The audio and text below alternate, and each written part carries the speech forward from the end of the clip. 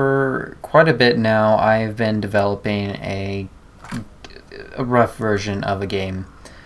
So I've been making a Magic 8 Ball with somewhat better graphics and an adaptive process that allows it to not say different things about the same thing.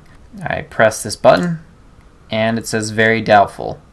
If I want a different answer with the normal Magic 8 Ball, I could just click it again and it would say a different response. Now there's 3 categories: positive, negative, and neutral.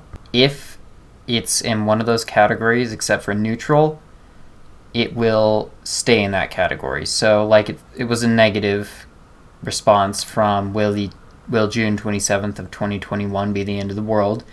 It initially said no, and it will continue saying no until you restart the program. One of the big issues with it is you can add that and it would give a different answer. You can also go back to it. That's another cool feature. You can go back to the initial question and ask again, and it will always say the same answer as before. So I wrote this in WPF. I was recommended by Craig Shoemaker, and so far I've really enjoyed it.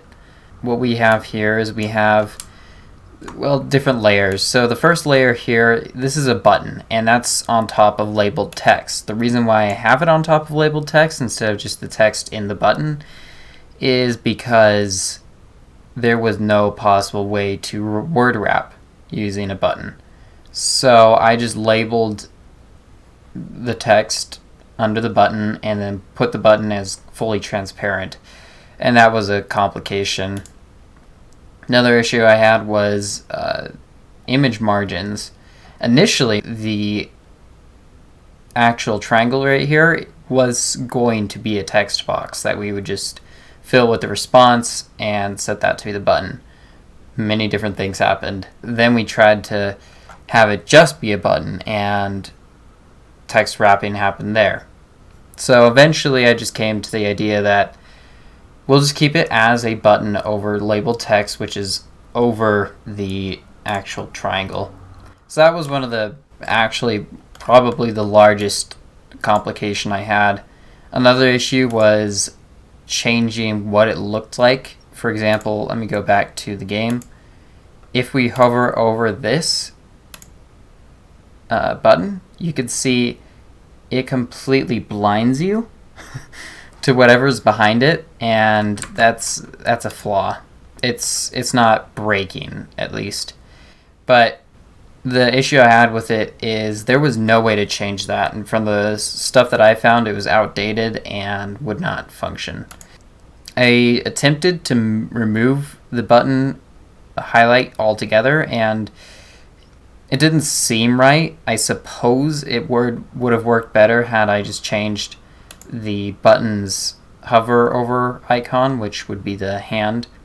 If I just changed it to that and no other indication, I suppose that would have worked, but I wasn't able to find anything better than that, so I decided to leave it as is. Another primary issue was matching this to go with this. Since they're different, oh my word, I could have just layered them on top of each other in Photoshop. See, this is where graphic design and programming do not align very well. But that solves a lot of problems now that I think about that. I could have just layered them in Photoshop. I'm good at what I do, I promise. So yeah, there's a basic layout system. Now let's go ahead and go to the code. So it's about 166 lines with, let's just say, many if statements. The reason why I had so many conditionals is, mostly because we have 3 different types and we needed to have a specific outcome for each type. I suppose we could have just done all the processing within the actual get positive string or get negative string or get neutral string. We could have just combined that into one function and then called it every single time. But I wouldn't say that would exactly solve the issues with how many conditionals there would be, because we still have to parse through each one. So that was a complication. I suppose we could have had a generator for the random types. I'm not going to go into the code too heavily, but basically the most that you should know is that we have giant lists that are basically split up strings. We could have just done it using a file, but I didn't feel like creating that. So this is positive, this is negative, and this is neutral. They're all split and put into their own neutral strings and such. We have an object for statements, which basically allow us to go back to separate questions.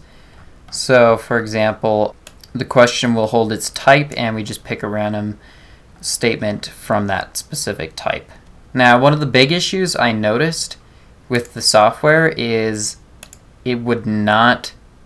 So let me just try and recreate it. For example, it will show the same thing twice in a row. And I found that, well, multiple of my testers found that to be incredibly annoying. So in the next update, I'll probably adjust it so that it can't do the same thing more than once. For now, I think the best thing that we could do is probably get this working, well, completely change the engine and move to Godot. That way we can actually convert it into something like a mobile application or such. We'll see where it goes, but my goal is just to make something as compatible as possible, because when in a situation where I would need to make something compatible, I have this experience, and obviously that's the best way to learn things, I would say, is to practice them before you need them. If you're curious about the progress of this, I have pretty much a beginning to end live stream of this entire process. My dad did all of the graphics. He drew out this, and then I put it into Photoshop, did some texturing and gradient work. I will be tracking all my progress on the channel that you are watching now. So if you're curious, feel free to subscribe or whatever you want to do. I am free to contact. I will have my email in the description, and yeah. Thank you for watching, and I hope that you enjoy.